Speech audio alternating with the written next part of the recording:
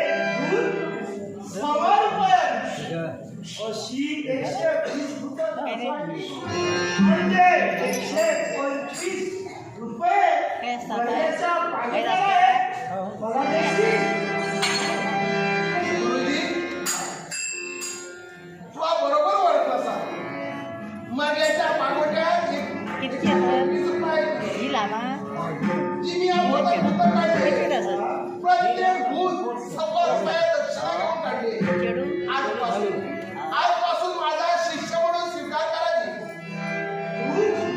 माझा शिष्य आणि तुझा गुरु.